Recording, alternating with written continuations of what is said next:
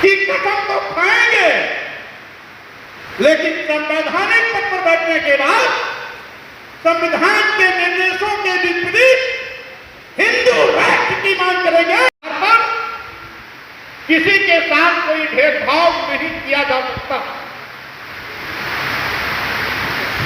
उसके बावजूद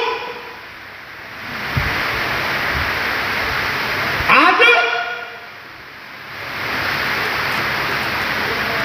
यथास्थिति ताकत अपनी पूर्व की व्यवस्था को प्रत्यक्ष और अप्रत्यक्ष रूप से हमारे ऊपर थोपना चाहते हैं। आज कारीगर हो, किसान हो, मजदूर हो, ये कौन होता है? इन यथास्थितिवादी ताकतों ने मनुस्मृति में एक श्लोक लिखा है, सूत्रम तु कार्येत दास्यम, सूत्रम तु कार्येत दास्यम, प्रीतम अप्रीतम वा दास्यैव तु जन्मना ब्राह्मण तु स्वयं हुआ। यानी ब्राह्मण स्वयंभू है और शूद्र का जन्म इसीलिए हुआ है कि वो सेवा करे, गुलामी करे, क्या है मुफ्त में बेगारी करे और चाहे कुछ पैसा लेके करे, यानी कुछ मजदूरी लेके करे। यह जबकि भारतीय संविधान ने तो भेदभाव खत्म किया, लेकिन व्यवहारिक जीवन में गांव में आज भी यही व्यवहार किया जाता है जो मनुस्मृति का श्लोक ये दिया गया है कि शूद्रम तु कार्येत दास्यम,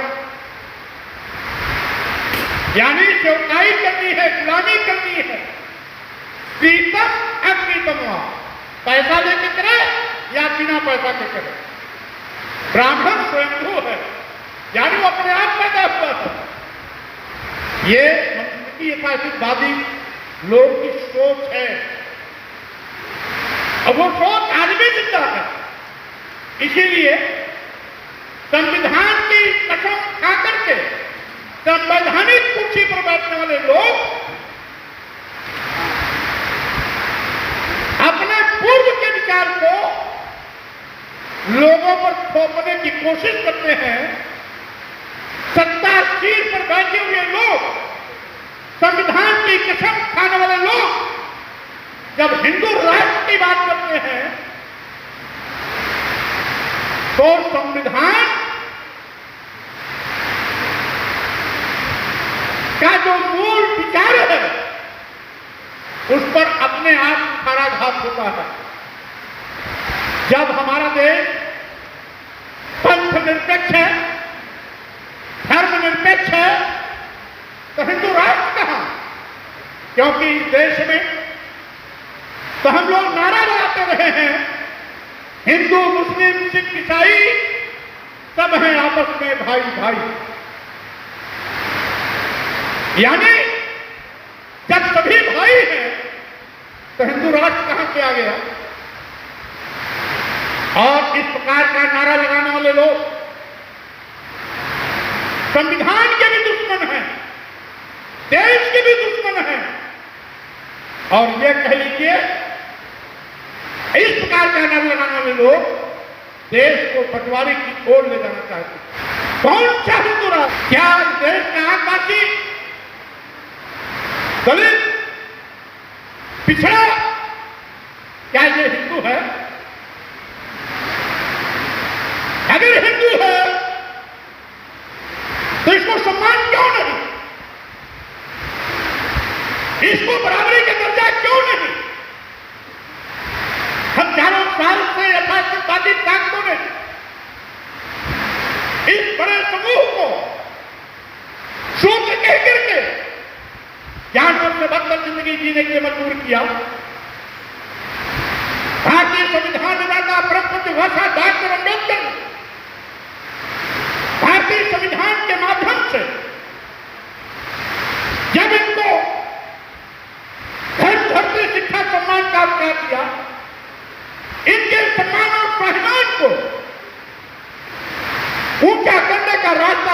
किया, तो आखिर भारतीय संविधान के अनुच्छेद 16(4) और 15(4) को 16(4) और 15(4) को के अंतर्गत दिए गए सामाजिक शैक्षणिक पिछड़ेपन के आधार पर जो आरक्षण दिया गया है, आखिर उसका कत्लेआम क्यों? एक और तो संविधान की कसम लेकर के प्रधानमंत्री की कुर्सी पर बैठेंगे, संविधान की कसम लेकर के मुख्यमंत्री की कुर्सी पर बैठेंगे, और वहीं पर संविधान के द्वारा दिए गए निर्देशों के क्रम में अनुसूचित जाति, अनुसूचित जनजाति और पिछड़े वर्गों को आरक्षण दिया जाता है, तो उसका कत्लेआम करेंगे। अभी गोरखपुर विश्वविद्यालय में 117 तक professor, associate professor, assistant professor, reader के पदों पर नियुक्ति हुई। 117 में से 71 केवल एक बिरादरी था, वो बिरादरी जिसमें मुख्यमंत्री को बड़ा घमंड है कि हम बड़ा जात में पैदा हुए, केवल एक बिरादरी। 117 में कुल 6 आरक्षित पद, और 6 आरक्षित पद में उसी में शेड्यूल कास्ट भी है, उसी 6 में शेड्यूल ट्राइब्स भी है, उसी 6 में बैकवर्ड भी है, उसी 6 में अल्पसंख्यक भी है। यानी अल्पसंख्यक का जो बैकवर्ड में आरक्षित श्रेणी में आते हैं वो भी उसी में है। यानी 6 पद, 117 में 6 पद, पर schedule caste, schedule tribes, backward और माइनॉरिटी सब ऊपर वाले टक्कर ले गए। क्या यही भारतीय संविधान की मंशा? अभी 15 दिन पहले आईआईटी बीएचयू में पोस्ट ग्रेजुएशन में 8 सीटों पर दाखिला होना था। 8 बच्चे सेलेक्ट हुए। इत्तेफाक से उन 8 बच्चों में एक बैकवर्ड क्लास का लड़का था, प्रजापति, उसको रिजेक्ट कर दिया, फिर 7 ऊंची जात के लड़कों का दाखिला ले लिया। आखिर भारतीय संविधान की कसम खाने वाले प्रधानमंत्री के क्षेत्र में उत्तर प्रदेश के मुख्यमंत्री हिंदू राष्ट्र की मांग करने वाले योगी के प्रदेश में भारतीय संविधान के द्वारा दिया गया आरक्षण का कत्लेआम हो रहा है, और ये गूंगे बहरे अंधे बनकर के तमाशा देख रहे हैं। हिंदू कहने में इनको शर्म नहीं आती है। हिंदू राष्ट्र किस बात का, किस बात का हिंदू राष्ट्र? क्या तुमको बैकवर्ड हिंदू नहीं दिखाई पड़ता? वोट देने के लिए तुम बैकवर्ड को हिंदू मानते हो, वोट देने के लिए तुम शेड्यूल कास्ट को हिंदू मानते हो, वोट देने के लिए शेड्यूल ट्राइब्स को हिंदू मानते हो, और जब उसको सत्ता शासन में भागीदारी, आरक्षण का अधिकार दिलाने की बात, सम्मान और स्वाभिमान दिलाने की बात आती है, तो उसकी परछाई से परहेज करते हैं। क्या यही हिंदू राष्ट्र है जिसको हिंदू राष्ट्र कहते हैं? अभी मैंने अभी नहीं, मैं 1980 में विश्वविद्यालय इलाहाबाद डिस्ट्रिक्ट छोड़ा। उसके बाद मैं लगातार सभी पुस्तकों का बड़ा गहरा अध्ययन किया, मनुस्मृति का भी किया, वाल्मीकि रामायण का भी किया, वैदिक धर्म, कभी कहेंगे वैदिक धर्म, कभी कहेंगे सनातन धर्म, और कभी कहेंगे हिंदू धर्म। कौन सा धर्म है? सबके पीछे राज है केवल ब्राह्मण धर्म। और मैं कहना चाहता हूं, योगी जी, आपने एक बार बयान दिया था कि मैं क्षत्रिय वर्ग में पैदा हुआ हूं, मुझे इस बात का गर्व है। तो गर्व तो होना चाहिए, लेकिन मनुस्मृति के उस श्लोक को भी पढ़ लीजिए जिसमें लिखा है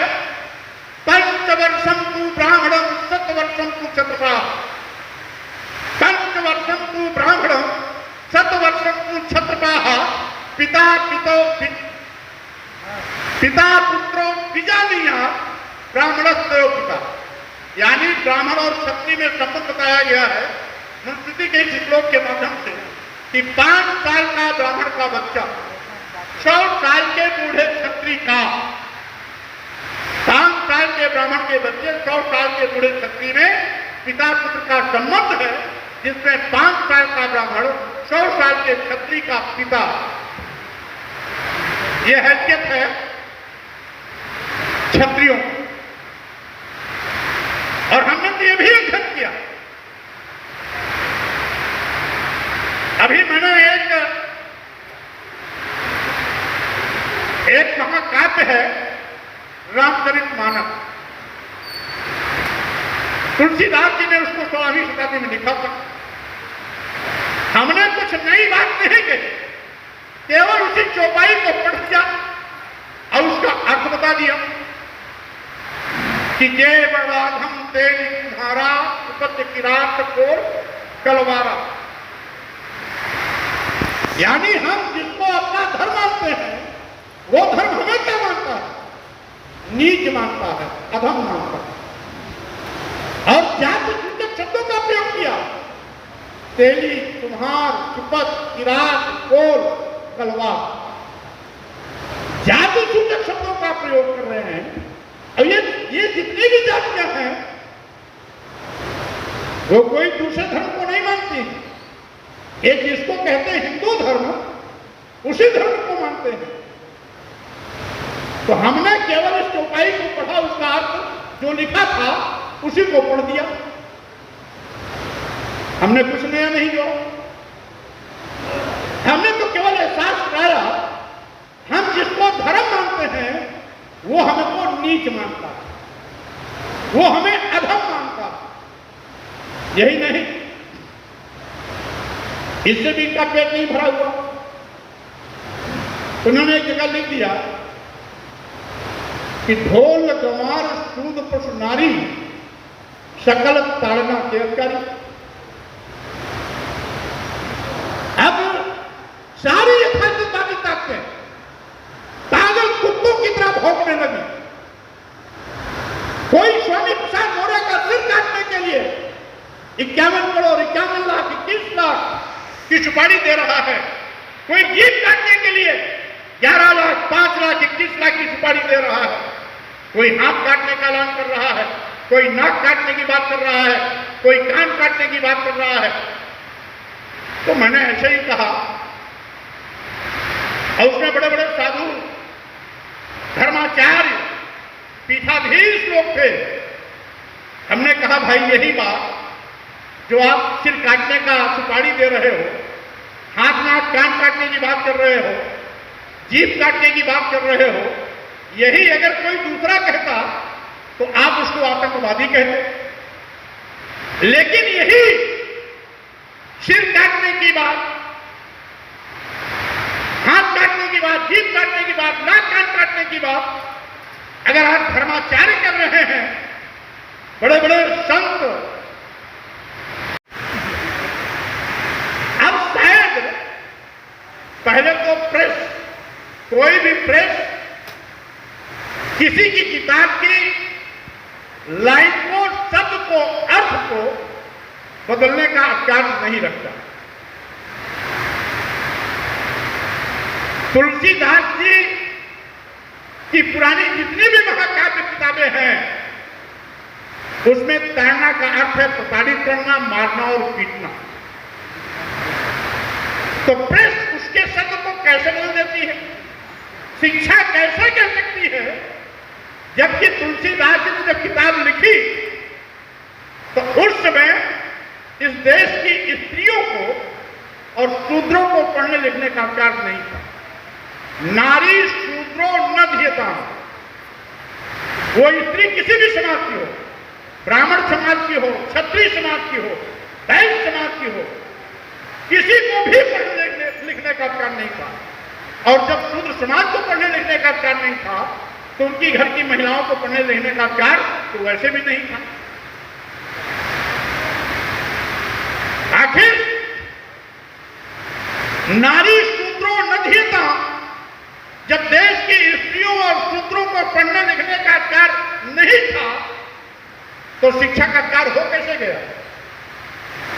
तुलसी के जमाने में तो अधिकार ही नहीं था। इस देश में महिलाओं को पढ़ने लिखने का अधिकार कब मिला? जब सामाजिक परिवर्तन के महानायक ज्योतिबा फुले जी, सावित्रीबाई फुले जी, छत्रपति शाहू जी महाराज जी ने एक लंबा संघर्ष किया तो अंग्रेजों ने शासनादेश जारी कर महिलाओं को पढ़ने लिखने का अधिकार दिया। इन्हीं महापुरुषों ने आंदोलन किया और बाद में उसी रास्ते को और मजबूत करने का काम किया बाबा साहब डॉक्टर अंबेडकर, पेरियार रामास्वामी नायकर, नारायण, संत गाडगे जी महाराज। तो आज तमाम महापुरुषों के अथक मेहनत के कारण अंग्रेजों ने इस देश के सो-कॉल्ड शूद्र यानी एसटी, एसटी और ओबीसी को पढ़ने लिखने का अधिकार दिया। तो जब अंग्रेजी हुकूमत में शिक्षा का अधिकार मिला और पहले शिक्षा थी नहीं, तो किताब में आपके लिख देने से ताड़ना कर शिक्षा हो जाएगा क्या? और साथियों, लेकिन ताड़ना का अर्थ बदलने वाले शायद भूल गए उसी रामचरितमानस की। आज नाम कुछ भी हो, लेकिन इनकी नजर में सब शूद्र हैं। इनकी नजर में सब शूद्र हैं क्योंकि ये जो स्वयंभू हैं, जो अपने को स्वयंभू मानते हैं, वो श्रम में विश्वास नहीं करते, वो श्रम में विश्वास नहीं करते। उनका काम है धोखा करना और धोखा देके लूटना। वो कभी मेहनत नहीं करते। बिना मेहनत किए आपसे अच्छा खाते हैं, आप 24 घंटा मेहनत करते हो, लेकिन उतना बढ़िया भोजन, मालपुआ, हलवा आपको खाने को नहीं मिलता हो।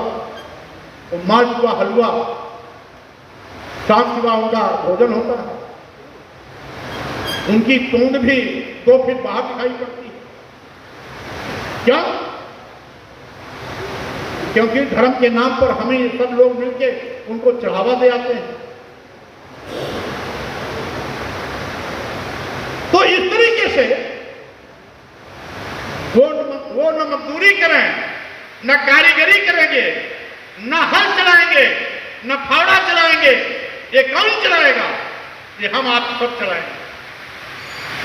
उनके कल्चर में मेहनत नहीं है, उनके कल्चर में श्रम नहीं है, उनके कल्चर में है झूठ, फरेब, धोखा के माध्यम से आपके जेब से पैसा निकालना। और इसीलिए मैं कहना चाहता हूं, आज सावधान रहने की आवश्यकता है। आज सावधान रहने की आवश्यकता है। और साथियों,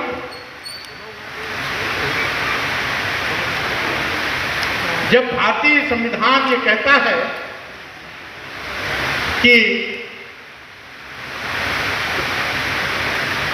वर्ण, जाति, धर्म, लिंग और जन्मस्थान के आधार पर किसी के साथ भेदभाव नहीं किया जा सकता, तो आखिर आए गए जन सरकार की बात क्यों होती है? अभी हमारे जो साथी बैठे हैं, इनके पास आंकड़ा आते होंगे।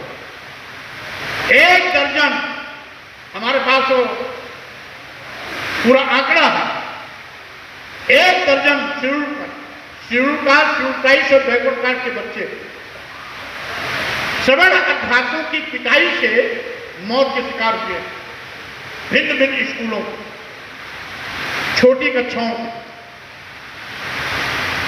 बड़ी कक्षाओं में, हायर एजुकेशन में शेड्यूल कास्ट और बैकवर्ड कास्ट के लड़कों को इतना प्रताड़ित किया जाता है, इतना प्रताड़ित किया जाता है कि वो सुसाइड करने के लिए मजबूर होता है। अभी विधान परिषद में मैंने आंकड़ा प्रस्तुत किया था। अब जैसे मैंने अभी उदाहरण दिया है कि IIT BHU में पोस्ट ग्रेजुएशन में 8 एडमिशन में एक ही लड़का बैकवर्ड का था प्रजापति, उसको रिजर्व कर दिया, से सभी सवर्ण थे उनका एडमिशन ले लिया। आखिर वो लड़का सुसाइड करता है तो कौन बोर्ड का भागी है? सिलेक्शन होने के बाद भी एडमिशन कर दिया गया, आखिर क्यों? अभी अभी आयुर्वेद में 711 पद आयुष डॉक्टर के निकले, 711 पद, जिसमें 81% सीट ऊंची जातियों के लिए आरक्षित थी। शेष 18.5% में शेड्यूल कास्ट, शेड्यूल ट्राइब्स और बैकवर्ड सब। क्या है? ये जात पात का डंगा नाच नहीं है क्या? वोट लेने के लिए हिंदू और आरक्षण देते वक्त दुश्मन, आखिर ये भेदभाव क्यों? तो इसीलिए साथियों, आज अभी हमारे भैया जी एक ज्ञापन पढ़ रहे थे।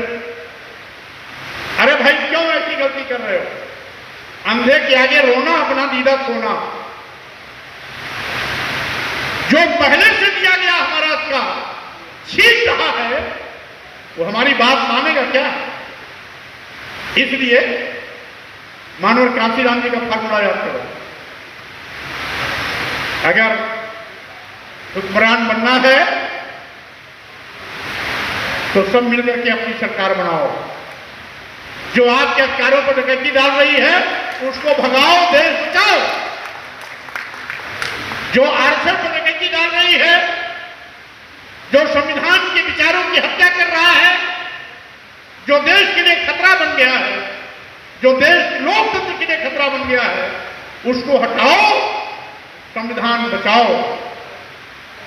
और साथ ही साथ अगर आपको हुक्मरान बनना है तो अपनी सरकार बनाओ और संविधान की रक्षा करो, लोकतंत्र की रक्षा करो, देश की रक्षा करो और अपने जो पूर्वज रहे हैं, समय समय पर जिन लोगों ने हमारे सम्मान स्वाभिमान के लिए संघर्ष किया, महान संत रविदास, संत श्रोमण रविदास जी रहे हों, संत कबीर रहे हों, गुरु नानक रहे हों, आगे उसी परंपरा को कभी आगे चल करके बढ़ाया है। पेरियार रामास्वामी नायकर, नारायण परियार रामास्वामी नायकर, सावित्रीबाई फुले, छत्रपति साहू जी महाराज, बाबा साहब डॉक्टर भीमराव अंबेडकर, पेरियार रामास्वामी नायकर, नारायण, संत गाडगे और बाद में इनकी विरासत को घर घर तक फिर से पहुंचाने का काम किया। तो मानवर कांशीराम जी ऐसे सामाजिक परिवर्तन के महानायकों को मैं अपनी ओर से, आप सब लोगों की ओर से कोट से नमन करता हूं, प्रणाम करता हूं और साथ ही साथ अपनी बात पर विराम देता हूं। जय भीम, जय भारत, जय संविधान।